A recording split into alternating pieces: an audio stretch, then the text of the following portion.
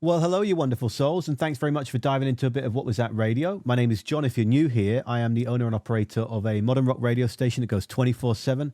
I broadcast 2 to 3 times a week. I also work stacking produce in an old quality food store situation. It's a podcast that splits two ways. There's a conversation with that can be, in this case, 45 minutes, but in others, 1, 2, 3, 4 hours in length. Then there's what was short, where, okay, we're all said and done within 10 minutes. And it's a favorite little nugget of one of my dear friends and editor of the podcast, Mike Battle, that just maybe in turn influences you, inspires you is probably a better word, to dive into that artist and their work, or into the full-length conversation as well, to really get into the nitty-gritty of how they act. I'll say act. Is that 5 times? Anyway, you can find out everything you need to know. The Arts Academy, how I split all my earnings 50-50 to support the foundation that gives to those that support me within the community, aka Wuzzers, and also it's independent bands all around the world just trying to get as much money in their pockets as possible to keep creating and keep getting out there and growing. So, Marc Labelle of Dirty Honey, are you kidding me? One of the most incredible vocalists and frontmen on this planet. The band, one of the most exciting on this planet. And it was such a thrill to speak to him. So here's a conversation with Marc Labelle of Dirty Honey. Thanks for being here.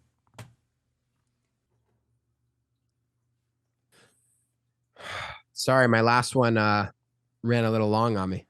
My gosh, Marc, you got no reason to be sorry about anything. Thanks. How many have you done of these today?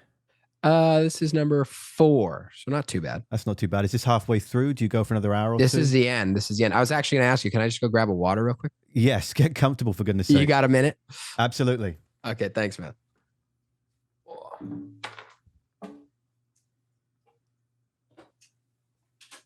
We'll just spy all these beautiful guitars in the background that I got no idea which ones they are.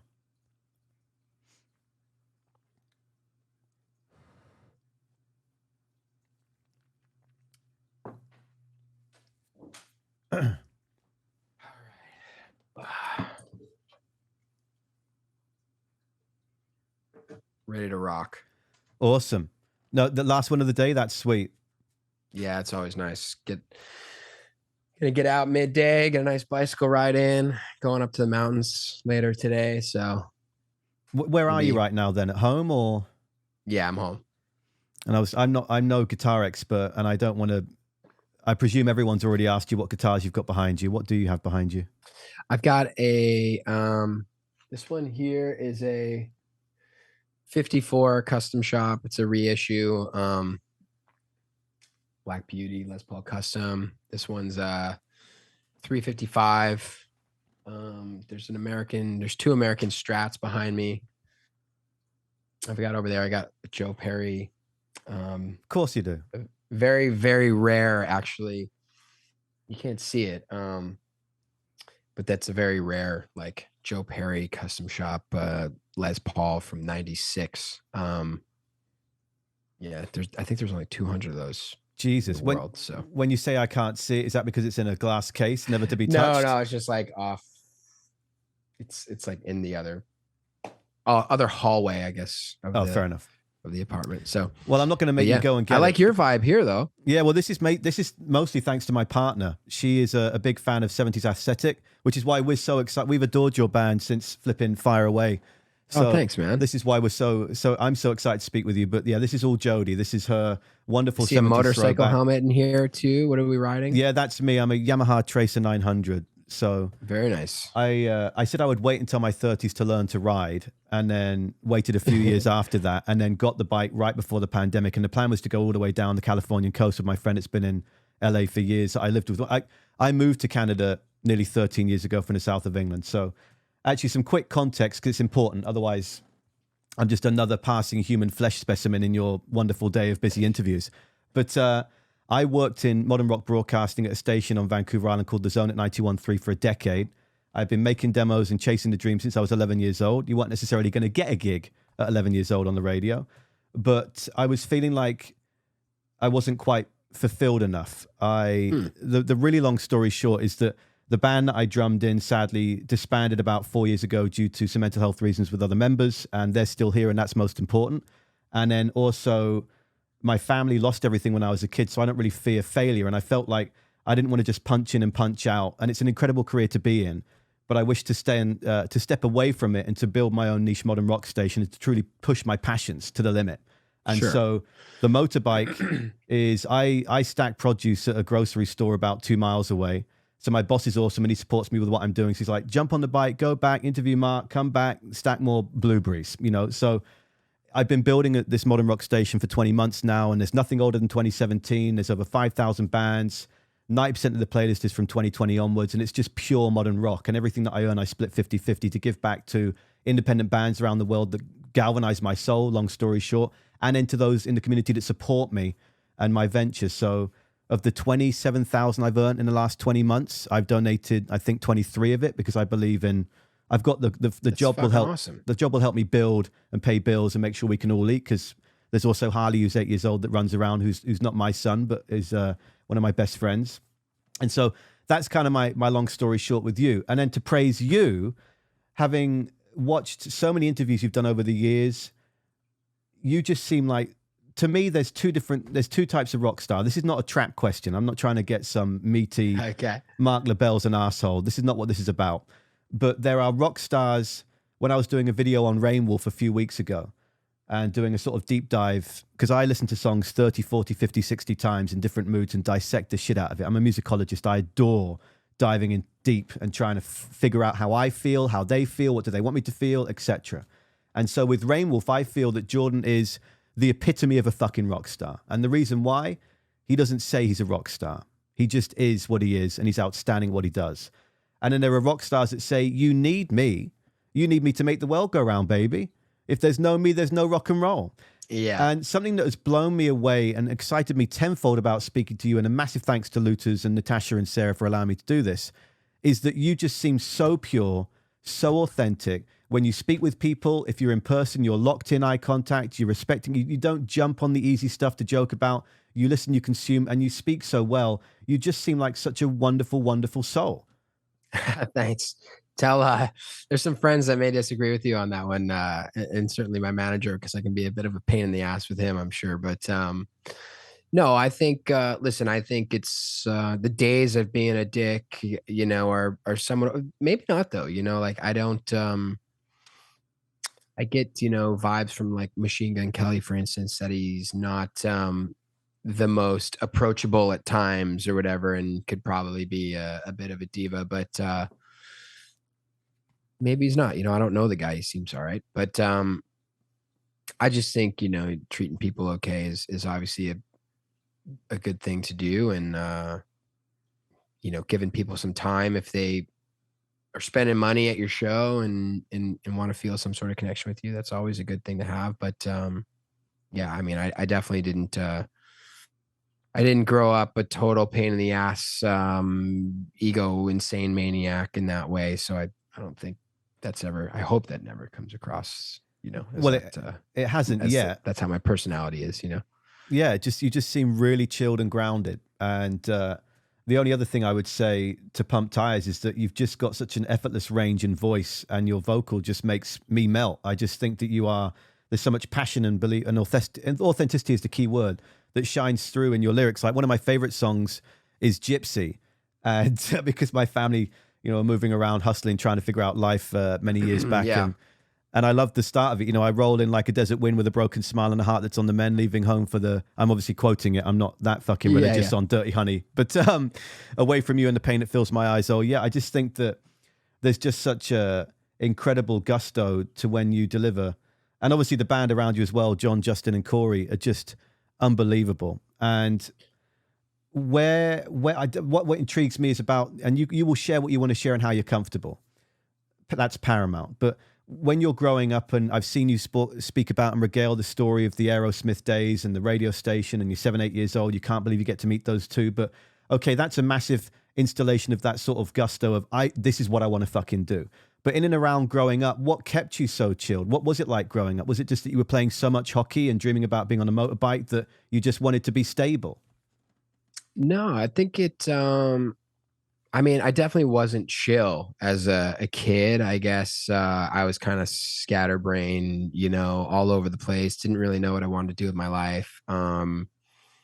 There's some classic stories about me being in goal as like a hockey goalie, like during games, flipping the stick around and like playing air guitar with my hockey stick, like during the game, and that's just the kind of kid I was, kind of always maybe seeking out a little bit of attention, but always in good fun. But yeah, I think finally what really settled in, once I got out of school was definitely this love for like nature and the outdoors, and um, that kind of intertwines with motorcycling really well, and a love for travel, and experiencing life, in a real full way, not just like our own little American bubble. I like to get out and go abroad and experiencing that sort of like different world is paramount in like humbling you. So um that was a big thing. That was a big thing for me, was like realizing that the world wasn't just America at a pretty early age, like 20. um I don't think most Americans get to see that as clearly as I did, and like see the struggle of other countries, and maybe why like other places are scared of us politically, in a very real way. So when you come back and you realize that like the world is bigger than that, it's definitely humbling, you know. What was one of the first trips that you took away sort of by yourself that really deeply impacted you? It was Italy, and I remember specifically I was going to this little pizzeria every day for lunch, and I would order in English, and this Italian lady would tell me like, "Hey, like, yeah, listen, you've come here a couple times already. You've spoken English to me. I know you speak English, but you're in Italy, and like, if you want to really have it, this like ideology changed my life." And she was like, "If you really want to have an authentic Italian experience, you need to come here and speak to me in Italian. And like, I don't want to hear you speak English anymore." And I listened to her, and I think she knew I was alone. She was like, "If you want to be a gypsy and travel alone, and be the man that travels alone travels the farthest. And to do that, like, you better immerse yourself in the culture that you're seeing." And she's like, "Learn some Italian. If you go to Spain, like, learn some Spanish, learn some German, whatever, learn some French." And that's what I did. And that was my first trip solo. And I really took that to heart, and it's helped me a ton, throughout my journey so far. Yeah, that's sweet. I remember when I was first coming to Canada in Montreal, and the French I learned in school, not quite the same French as Quebec and Quebecois. And Yep. I had no idea. And I very quickly said, I really appreciate you squeezing me. Because when I was in Montreal was when there was a massive celebration, and Sir Paul McCartney was playing to like 500,000. There was 500,000 people in Yeah. the city and like 100,000 people in the stadium. And there was I landed, got off the train and was like, "Oh, I'm just backpacking and I'll find a hostel." And then there was nothing. And this incredible hostel put me up in their home, in their attic, which was, anyway, that's a side note. But it's something that traveling is just so paramount. Like I went to India. I don't know why I'm saying paramount. I feel like that's come up, I don't know, 3 or 4 times in this conversation already. And excuse the cheesy rim shot. But I like it. when I went to India, I went to, so many years ago, and not to get too macabre, something really bad happened to me when I was 10 years old. It massively impacted how I felt about physicality and interaction up into my early 20s. And when I moved here, a friend of mine was like, "Oh, you got to go to this crazy," I was like, "You said crazy, so I'm not sure if that's going to be my kind of thing," but I did it. This sort of empowerment day where we went to this jiu-jitsu gym in Burnaby, Vancouver, and just tried to release all these negative emotions that were holding us back. And in my case, it was 2 individuals that did some things to me when I was 10, and I don't know who they are and still don't know who they are. And it made me very scared of, as I said, just being physical. And this guy that I went to this course with said, "Oh, I'm going to go to the Kumbh Mela in India. And we're going to go on like a 3-week trip. And the Kumbh Mela is where millions of people pilgrimage. They all gather for this spot, because basically, long story short, is that in India, you've obviously got the Ganges, and then you've got the Sarasvati that comes from the Himalayan mountains. And when every 120 years, supposedly the moon, Saturn, and the Earth align, that the Sarasvati joins the Ganges. And then in Varanasi, it's always been a very powerful spot for people, and it becomes even more. It's just such a spectacle, and I hesitate because I don't want to give misinformation about what I am still learning about. But when I went on that trip for 3 weeks, the way it was like the people were so fascinated that there were white people there in the middle of India, and lots of people would lick their hand and, is my tattoo real, or is it henna, or is it going to go away, or whatever. And that was the biggest trip I'd ever done, because we didn't have much money growing up, so I didn't really go anywhere. And to see how they accepted you and wanted to, and try, same thing with the Italian thing, like, if you want to, please try and consider learning this and doing that. You can't put a price on that kind of interaction with other people, and that life experience. Yeah, it's a really big deal, man. And like I said, even to this day, like, I feel a special connection with Italy because of, you know, the things I experienced solely by learning a bit about their culture. And, you know, you go to a bar or something, and, you know, people can sense whether or not you're really trying to learn about their country in a real way. And if they feel that you're authentic and a decent person, like, they'll gladly take you along on their journey, you know, for the night. And hey, man, like, if you really want to see Rome, for instance, and get away from the Americans in this city, like, come with us. Like, let's check some shit out. And you know, those have been some of the best nights of my life. Just the other night in Florence, I was with some Italian military guys, you know, at a bar, and that was my night. You know, there's definitely a language barrier, but, you know, we had a great time. Wish I had their number. I'd hit them up when we go back. Yeah. Well, how many other languages do you speak then? Just pretty much English, Italian, and a little bit of Spanish. And, you know, I'm by no means like I could never sit in like an Italian business meeting, but Yeah. Corey is actually a really pretty good German speaker, and we talk a lot about our experiences, you know, in both Germany and Italy. And, you know, he was like, how confident are you when you're speaking? And I'm like, you know, I can pretty much say whatever I need to say. If I don't know a word, I can at least describe the word I'm thinking of, you know, and I can get across whatever I need to say. It's the listening that hangs me up a little bit. So speaking of Corey and the guys, like, when you first met John at O'Brien's, and then in turn you met Justin and Corey, what were one or two things that stood out to you about just, I need to fucking make music with these guys? Well, certainly with John, you know, he certainly lyrically early on, he would try and facilitate songwriting by asking questions about, okay, like, we have this line, like, maybe what, you know, what are you feeling from this? You know, he would just ask really intuitive questions that would help move the lyrics along. And I've gotten better at doing that for myself when I'm just like in writing mode. And then Justin he was always really great. He's a very like trained musician. He's amazing at, if we sit down and we maybe don't have a bridge for a song, like, we need 15-20 minutes of just sitting down, focused. He's going to find the chords that will help me find a melody that's really nice for like a bridge, or, you know, whatever. We can write pretty simple songs pretty easily, but they might not have all the elements of like a great song that we're, you know, striving for, you know. And with Corey? I mean, Corey's playing, like, when he's really inspired, it's just so nuanced, you know, it's tough to find. A lot of drummers these days are really like locked to the grid. We actually have to fight Corey a little bit because he's so good at playing to a click track. And we're like, hey man, like, why don't we take the click track away? Like, you're amazing. Like, he basically is like a live click track and into himself. And when we take that away, we get kind of this more nuanced performance out of him. And you know, it's not a crutch for him, the click. It's just where he's comfortable. And I think getting him out of his comfort zone and then maybe edging that back in might be the way to do it. And like, some of my favorite drumming that he's done is Gypsy, Tied Up. He's got a lot of like just nuanced personality things in there. Down the Road is great. You know, I like hearing him play a little bit more like in the songs, which is really cool. But that's also, just because I drum and I'm not quite to the level of him, but I'm a very passionate soul with it.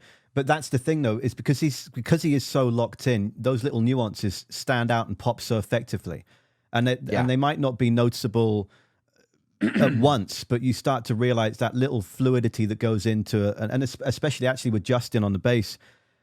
Some of the little bridge works that he does in 2 or 3 of the songs on the self-entitled record are just so refined, and you can tell he's you can tell he's into Victor Wooten, and like he's just so refined and so particular. Everything resonates so perfectly with how his playing style. And yeah, the band that you've put together is just insane. But aside from the music with that, this is essentially a family. So what are 4 things not what are 4 things, there's 4 of you. What are other things that the 3 of them bring to the table besides music that just bring so much warmth and make it so much fun? Because it genuinely seems, I love, like, even when you did that little promo video on Instagram a few weeks ago about, like, we're back in Los Angeles, this is my fucking hometown, and you're like, Jesus Christ, dude. Yeah. Well, they're gonna come, I hope, but like that's what speaks volumes, though, is when you see those moments and you see that authenticity. That's where I'm like, these guys are really, this isn't just an LA band thrown together, they've got a story. This is an actual family that makes really fucking good music. That's the impression I get. Yeah, and honestly, it really comes from a genuine love for not only rock and roll music, but that lifestyle, living out of a suitcase, going out, having a couple drinks. That's where Notto's really fun, is if I have to pick my spots a little more wisely, just to be able to sing the way I do every night, where, if I decide like, hey, Notto, like we're in fucking New York tonight, like I want to go out and have a night. And he's like, all right, I got you. Like I'm taking the ride with you, man. And like, I'm going to facilitate like some crazy shit. That's, he loves that life, man. And so does Justin, and Corey's a little more the other side of my spectrum, which is where like, I want to be alone a lot of the time. Like, when you're on a bus and you're around people and shows all the time, I think you really appreciate your alone time. And, that's where knowing the people that you're doing this thing with really comes into play. And, you can understand, like, I really, really feel like I understand where Corey's head's at without even talking to him, just his body language and stuff. And, I do see him as like a brother to me. And, I tend to know what he needs even more so, like on the road, to keep him happy than himself sometimes. But Corey's just, he and I get along so well. Like we both have a deep like love for coffee and food. And, once we get to a town that we know like it's going to have some special stuff in it, like we're both like, all right, where are we going? Where's dinner? Like, and he was great. Like got to take him out in Italy and got to spend some time with him in Germany, which he loves so much. So, yeah, really understanding how those people tick is a big part of like the health of the family on the road. And when it comes to your love of hockey, did you particularly know that Marc was going to be playing hockey one night and let's slide a CD? How did that situation come to be? Because in other interviews, it seems so effortless that you just happen to be, oh, hey, you're a really important figure that can help me a lot. I respect bands you've worked with. I like the stable you've got. Yeah. Here's my CD. Let's fucking go. Well, I didn't even know. No, I just went to hockey one day. So my buddy that I lived with initially in LA, he was dating a girl whose stepdad played in this hockey league with Jerry Bruckheimer, and like it was like Jim Carrey, Jerry Bruckheimer, Cuba Gooding Jr., Kiefer Sutherland, like all these famous like people. And I was like, oh, that sounds like a good time. I play hockey. I'd love to do that. And he actually set me up with the guy that runs this thing. And the first person I met was the guy that runs it. And then he was like, hey, Marc, like meet Marc. You guys are both in music, I guess. And I was nothing at the time. And my manager was just like, yeah. I was like, what do you do? And he's like, I'm a manager. I've worked with bands, for a long time. Coldplay. And apparently, looking back in his history, he was like a big part of Coldplay's success, I think, at Capitol Records. And I didn't really think anything of it. But as I got to know him a little more, he was like, oh, I did like promo for Guns N' Roses, AC/DC, Aerosmith, like back at Geffen Records. And I was like, what? Like, you just rattled off my 3 favorite bands of all time. And then like he would come see us play from time to time, and like didn't really think anything of it until we got a little heat going on us, in a in a business sort of way once like Fire Away came out, and we were playing When I'm Gone and a myriad of other songs. Did a showcase in New York, and he heard When I'm Gone, and he was like, let's go. It's and insane. I was like, yeah, let's go for sure. Like, and everybody, we were meeting with some managers, and then like I went down the roster of who, you know, he's been involved with throughout his career, and everybody was just like, we actually like the bands that he's worked with, and it wasn't really the case with the other people we were talking to. And so they're like, obviously this is the guy, and like we love him. He's like a father to me, you know. Not that my father and stepfather are both very much in my life, but like he's like my West Coast, you know, confidant, I guess. And so we have a very unique, you know, client manager relationship that it's very close, and you know, it's a very special thing. But yeah, when it came down to it, we wanted to surround ourselves with somebody that really understood rock and roll, not like hard rock or like heavy metal. He's a rock and roll fan, and a music fan, and a song guy, and that's why he's, you know, had a lot of success. So do you still play hockey with him? What position does he play? And were you playing goalie that day, or what position? We're just like pick up beer league and stuff at this point. But yeah, we play hockey all the time. Played Sunday and Monday of this week, and I'm going out to Montana to visit another buddy from that hockey league that I've been playing in out here. And two buddies actually from that hockey league are now in Montana that I'm going to see this weekend. And we're going to go see the Black Crows with my manager in Missoula. And, you know, it's a crazy world. You know, the doors that have opened up for me because of hockey have been, can't even count them all. Yeah, it's so cool, man. Are you still goalkeeping or not? Goaltending? No. I do if there's an emergency at a game or something where like somebody's like, we need a goalie, I'll jump in there. But no, but I probably should from more a little like do it a couple more times a year. But it's usually like once a year I'll pop in there as like an emergency backup situation. Yeah. And you've not driven Marc into the boards? You're not tempted to? No, I'm usually protecting him. I'm always telling him, like, go stand in front of the net, man. Put your stick on the ice. I'll hit you. No problem. And he's like, all right. He was doing it really well for a long time. And just because we've been out on the road so much, we haven't been able to link up on the ice too much. So, and he's got a pretty damn incredible brother as well. Yeah, two. They're both like music legends. Have you worked with all three then, or I thought it was just Marc and Nick? No, Nick. Nick was the producer out in Australia. Who's obviously been in music a long time, and his other brother worked in the music industry here in LA and New York and New Jersey. I think he's the oldest one. I think he is the oldest one. Maybe Marc is the oldest one. I'm not sure, but yeah, he's a great guy too, and they all have amazing stories of the good old days, man. And it's they're a riot to be around. Kenny's the man. But Kenny for a long time had his own little plaque at the Viper Room because he was such a legend. You know, it's like anytime he comes in, he gets to sit here. This is his spot. So, oh, he's like Lemmy at the Rainbow Room. Yeah, all exactly. Right, don't fuck with that spot. I think he was also like a promo guy for a long time. You know, and those guys are the best. They know how to like get people to play records, you know, and there's got to be, you got to have a good personality and able to do that, and like a little bit of a salesman mentality to make that stuff happen. So he's a really sweet guy. Yeah, it is a hustle, but it's a hustle built around passion, and it's the passion and authenticity that shines through and then helps open doors that leads to people like you and the whirlwind of the last 3 or 4 years. Because when were you living in your car when you were working on Sons of Anarchy, and what role were you doing on that show? I was a location scout. By then, no, I had an apartment by then. I was just working like normal working like LA guy, but I was always doing music. You know, the band was certainly a thing happening. Yeah. At that point, it just, you know, it wasn't happening on this scale, but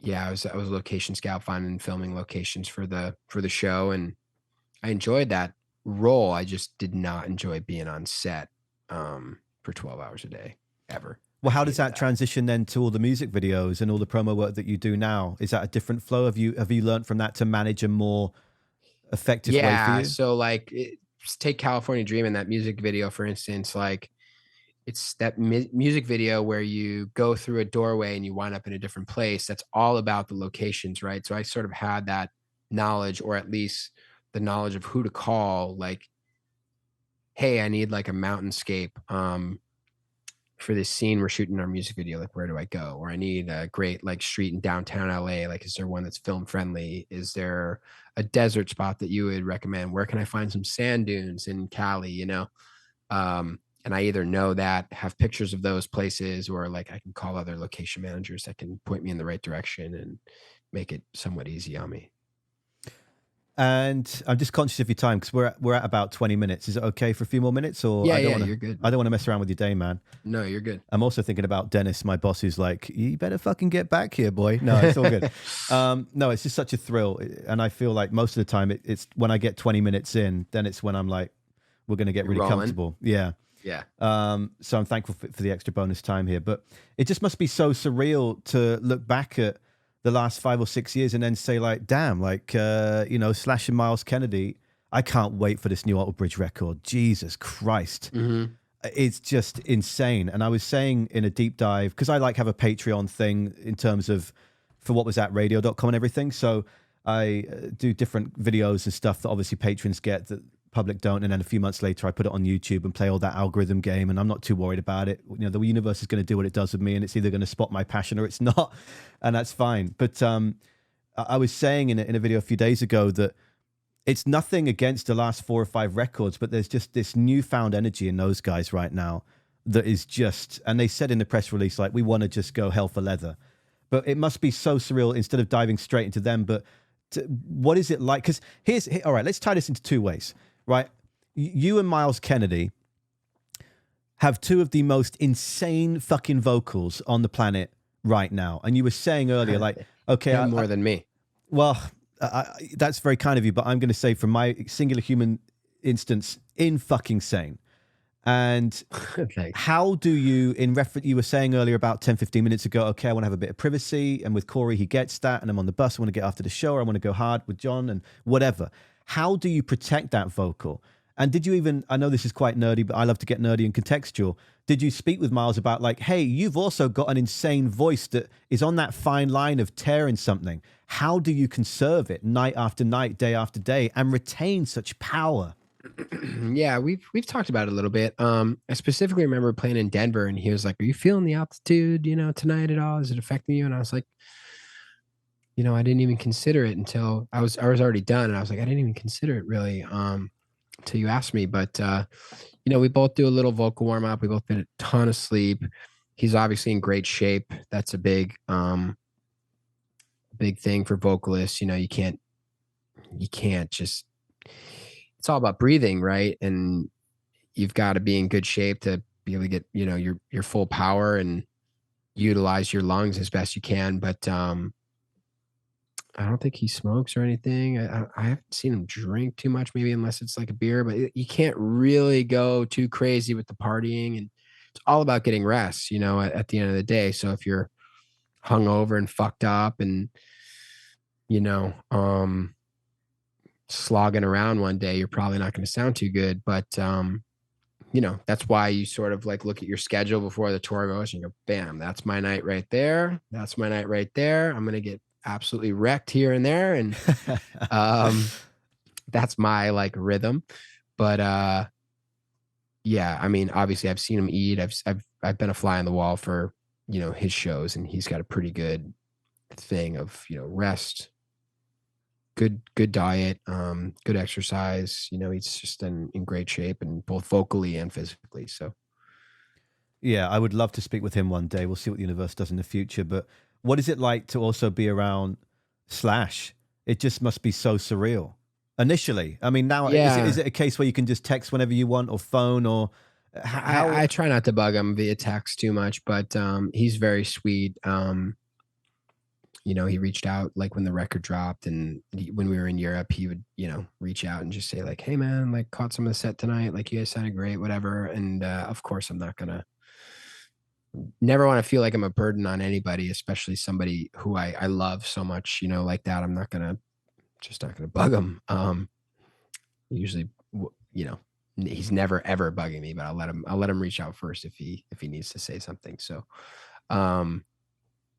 yeah, but it's funny. He's very disarming when he's in civilian clothes and not in the top hat and the stage stuff. You know, that's you see that and you're like, wow, like I'm literally looking at like a time capsule of like a rock god here. And then when he's just in the backwards cap and noodling on the guitar, it's more personable for whatever reason. You know, it's the same guy. It's just there's some other aura like in the stage stuff that you know is it just feels like less approachable in some way.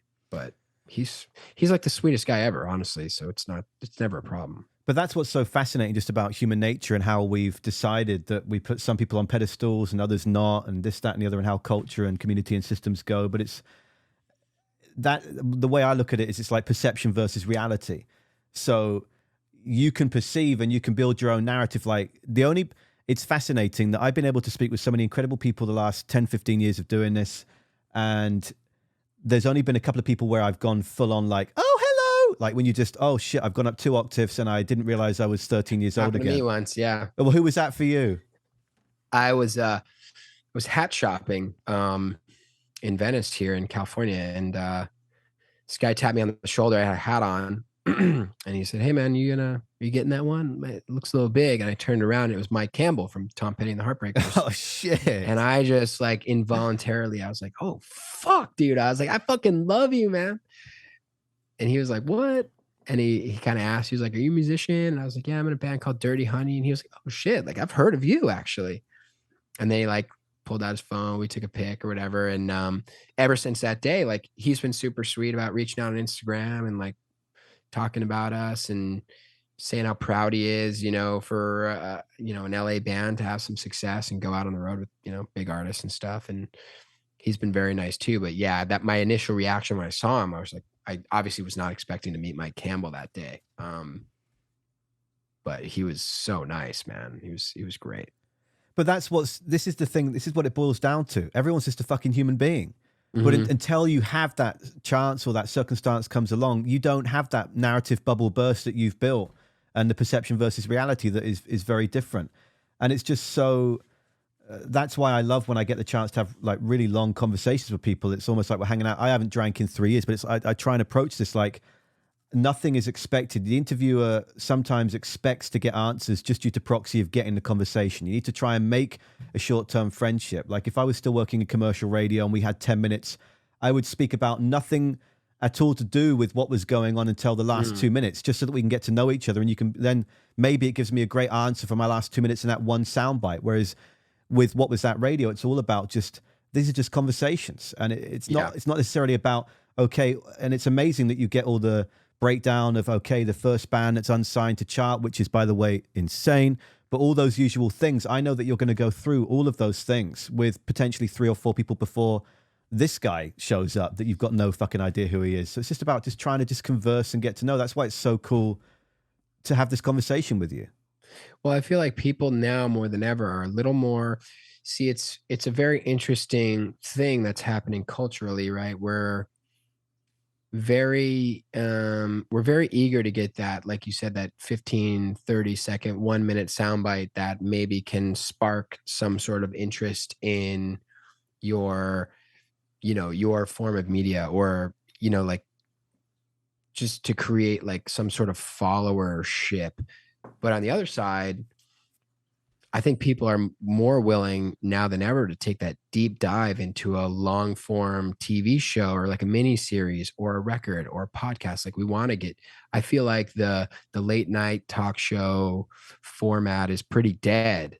We'd rather hear like an hour of somebody that we love and appreciate on a podcast or something than we would a 7.5 minute, you know, bullshit interview on like late night TV. You know, and I find myself, I'd rather watch a 10 episode miniseries that's really good than like a 90-minute movie that's here and gone, you know, before I know it. You know, you want to dive deeper. And I'm starting to see that with music as well. People want to go on a journey with an artist on a full length record again, rather than like, oh, for the end of time, till the end of time, like a 3.5 minute pop song that's great is always going to be great It's always going to pop off. But I find people that are kind of going a little deeper with their records and stuff and their sound are definitely having some success again, which is really cool and inspiring for me as well. Well, and that makes my mind shoot in two directions, which is number one, that when I hit record on anything I do, I don't do any of these hypercuts. And all full respect, this is not saying this is shit and I got my way or the other highway. I just don't edit anything.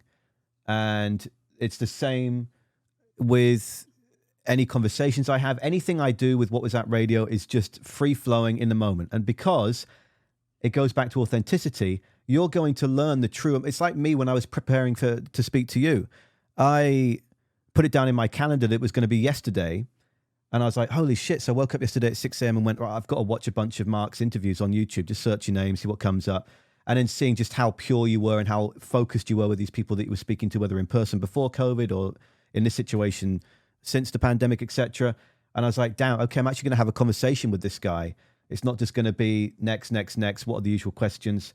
But then also, that's what's so fascinating is that then in going sort of looking at that late night TV vibe and everything like that, that's what the more time that I put into being in industry, that I've got, again, I think radio and commercial side of the industry is incredibly powerful, and it can make massive inroads for building community and supporting people like yourself and fellow artists, whether they're screenwriters, poets, musicians, whatever.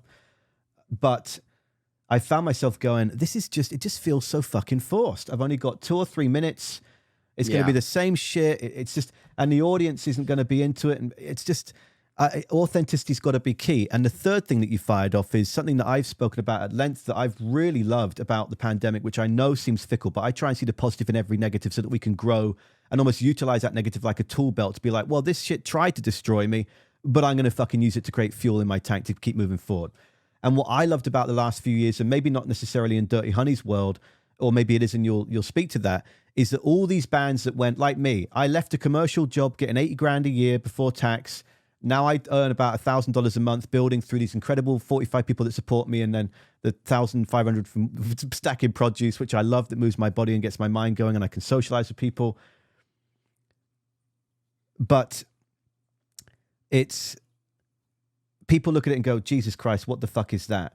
But I've got so many points in my mind right now that you fired off that I'm trying to focus on the one. It's just, life is too short not to push yourself to do what you want to do, obviously, in lieu of what we're discussing. What was that main point, though? Oh, I've got 15 points. I've always got 15, 20 points that go off, and I don't want to take up too much more time here. Have a sip of tea. Let's see if it comes back. Where was it? It was right there. Going off on the deep end of just passion here. Utilizing, we're talking about the deep dive of like all these bands. Marc, sorry, I'm interrupting you, and that's classic. As soon as you said it, it came. As soon as you said anything, it came back. All these bands, I've gone to school to learn how do I build a website because I couldn't get to see that at work. How do I build my own radio station because I wasn't able to look into that? How do I do my own music scheduling? How do I source it? How do I keep the connections going with these incredible people in the industry that allow me the chance to speak with people like yourself? And that's what I like, the constant growth. And then you flip that to musicians the last few years. They've all done the same thing. Well, shit, we can't go to the studio. Let's fucking learn it ourselves. Let's do this at home. Let's do it in the bathroom. That authenticity has shone through so much art the last few years. Well, yeah, and I mean, we're no different. You know, that whole period of COVID was a lot of like emails going back and forth with Nick Didia in Australia about like, hey man, like how do we properly EQ vocals for this demo? Or like, what's the best way to record guitars, you know, drums? Like, you know, obviously we get great feedback from him. And that whole DIY approach has really changed a lot of entertainment, you know, even film and TV. Like it's so easy now to just record something on your phone or like a good digital camera that looks really professional. And it's no different in music than I could record a pretty nice record right here in my room. No problem. I don't want to, but What was one of the tools that you learned in those sessions with Nick and emails? What was one of the things you were like, damn, actually I'm going to utilize this a lot more moving forward? For me, the big one was like vocal sounds, you know, just like how to properly EQ that vocal and like compress it. So that it's never going to sound as good as it will, like going through like $1 million of equipment at a professional studio. But You can get it. You can get it to sound way better than it does just going through here to the inbox to the computer. So that it's like you're creating a demo like you actually want to hear, versus, you know, some just like really shitty sounding thing. Yeah, it blew my mind when Tom Morello said ahead of the new record he put out several months back that like, oh, most of this shit I didn't have anyone to go and see or studios to get to, so I just got an adapter and plugged into my phone and recorded a bunch of diddly doos and did it that way. And I was like, this is pretty easy to do now, isn't it? But it's Tom Morello, and I'm like, has he not got a fucking $5 million studio in his basement? Like, what are you doing? But then again, he might do. But then, yeah, I mean, that's what fascinates me so much about how, and I think the big thing about Tom and what makes him so special is that he's always dived into evolution. He's never, I mean, he lives for evolution. He wants evolution. But to hear him say that to Rolling Stone and how he was farting about, and I was like, damn, this is what so many interviews gloss over, is this just a dude there who's passionate and wants to play and will find a way to play and keep creating. That's what it boils down to. He's a great innovator, that guy. So one of the last things I want to ask you so that you can just go and chill and get out and enjoy the rest of the day is, what are some of the things that you're most proud about in this journey of Dirty Honey so far? Most proud about? I think, you know, anytime you just get acknowledgement from the people that, you know, you love as musicians is always a great thing that you really have to just pinch yourself. And, you know, whether that's Slash or Mike Campbell or Miles or the guys in the Who, like every time they're like, hey man, we heard you sound awesome. Like it's just that, like, always blows my mind, you know. Never ever could have I expected like to hear that from any of the people I just mentioned, let alone even fans, you know, making that connection with fans, you know, where they say a song move them in some way. I'll give you a really good one. Personally, the thing that moves me the most is when I see somebody like playing guitar or singing along to our songs on like social media. That always like touches me in a visceral way, just because you know, I was that kid. I was that 12-year-old kid in my room alone, like playing Aerosmith or Zeppelin or AC/DC, like with a guitar. And I know what it's like to hear something that makes you want to pick up and learn something new. You know, you now know something that you didn't before if you are playing that song, and it's a special connection you get with an artist when you do that. So, yeah, that's just it. It's so flipping heartwarming. Okay, last thing. What's on the bucket list? This has been an unbelievable 5-6 years, but you're gonna. I don't like to use the word want. I feel that want is used as loosely as love and hate. Love might mean we like something, hate might mean we don't like something, but we get very extravagant with it. But what are things now that you're like, okay, do you know what? This might be achievable. Personally, for me, I think playing like Madison Square Garden, obviously that'd be a big one. That's the big one for me. We've already done Red Rocks, so like, yeah, it's an amazing thing. Obviously, I'd love to do it on our own, obviously, and sell that place out. That'd be cool. But MSG would be a very, very big one for me. But the other thing in terms of like supporting other bands, I'd love to open for the Stones, AC/DC, and Aerosmith. Those are the last three I really would like to do with my career. That would be ultimate. Would you take the guitar off the wall and ask if he could sign it and then put it in a glass case? You know what? I thought about that. I was like, do I really want to tarnish this really rare guitar with Joe Perry's signature? But I might have to for that. I would probably dole out another 10 grand to get a new one to have him signed before I did that. But the problem would be finding one because they're very hard to find. Yeah, big time. No, I got a skateboard. I was given a Quagmire skate deck when I first started at the Zone here years ago, which I thought was hilarious. And it's like a washed up Quagmire from Family Guy who's like disheveled and he's got bad beard and he's got a beer belly and he's like, oh, no more giggity giggity. And so I would use that to get artists to sign when they came in. And one of my favorites was Reggie Watts. We were doing there was a festival here. It still goes called Rifflandia. That's the end of September. And I introduced him, and then we were watching a band called Mother Mother, and he's like, I love these guys. They remind me of the Pixies. And then he's like, do you want to go and hang out and smoke a joint? And I was like, yeah, can I bring this stupid, cheesy fucking skate deck if you could sign it? I don't know. I'm new into radio. It might not last very long. I want to get a little memento thing that now I look back at and think like, I'd never ask for that anymore. Like, but he wrote "Love the hair, you are in," right on the skull of Quagmire. So yeah, I get where you're coming from, which is like, nah, there's an energy to this guitar, and there's a specialty energy to just this moment that I might have more conversations with him from way, way, way back when you were a kid. But yeah, it's fascinating how we just mature and go, wow, all that shit that really inspired me and then led me to walk this path. Now I'm here and I'm like, okay, but I want to approach it like this so that it doesn't come across like that to the next generation that think that they need to be, that it's unattainable and you can't get there. Yeah, that was a special moment for me when we were doing rehearsals with I was doing rehearsal with Slash for this Gibson thing we did, and which was we were doing an Aerosmith song together. And he was like, man, have you ever met the Aerosmith guys? I was like, I did once. I was a little kid, you know. He was like, oh, really? And he's like, do they remember you? Like, do they know what you're up to? And I was like, no. I was like a little kid. Like, I shouldn't have been seeing the things Steven Tyler was doing with women at the time, signing their boobs and stuff.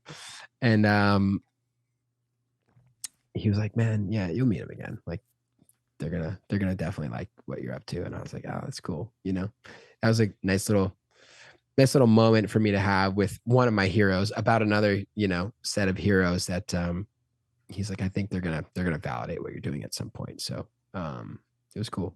What I like about that, and I'm gonna let you go now, but the issue is it's just hard for me to say goodbye. But what I really fucking like about that, Marc, is that he didn't try and initiate it. He's just gonna let this story play out. Yeah, no, it'll happen. Like, he's like, I don't need to do it. It's gonna happen. That's really sweet. The belief he's got in you, and then just that's very cool. I think that's important to log and note. That is that sometimes we can try and force the next step, and you just got to focus on yourself and your passion and your love and what you want to do and make the art. Totally. Sweet. Well, Marc, look, I could talk your ear off for hours and hours and hours, but I got to go and stack some more blueberries. You got to go and have a great day. But thank you so much for your flipping time, man. I really appreciate it. And please, I cannot say enough how incredible your band are, and keep doing what you're doing, because even I'm just one human on this earth, but you touch my heart and soul, and our family adore your records, and we're just so excited to see what comes in the next few years, because you are set now. Everything that you've discussed is going to happen. And that's really fucking exciting to view from this angle. Make some great music, you know. That's the catalyst for everything. So yeah, we will. All right, man. Have a fabulous rest of your day. Nice chatting with you, boy. How wonderful was that? He's so relaxed. I was saying to Jody, my partner, that I initially thought the interview, I put it in my calendar wrong. I thought it had been moved to Thursday. Then I realized when I get home from work, oh my gosh, no. Luckily, I was going to leave work because my boss, Dennis, is awesome, to come back and chat with him halfway through the shift. And if it had been the day before, I was buzzing like 300 miles an hour, and it wouldn't have been, well, I can't say it wouldn't or would not, it would or would not have worked, but I think just my energy today just perfectly fit how wonderfully grounded and chill and authentic he is. And that was just such a wonderful chat. Search out Dirty Honey if you're not familiar with him already. Although I have a feeling that if you've watched it to this point, you might well be familiar a little bit. If not, all the links are below. Otherwise, thank you so much for your time, and whatever you're doing the rest of your day, as always, please look after yourself. And I hope there's some fun and smiles involved in the rest of it too, because we've got to cherish that positive, as I note that I'm not in the bye-bye screen. Bye-bye screen. They've done studies, 60% of the time it works. Extra screen. Every time. It's seamless.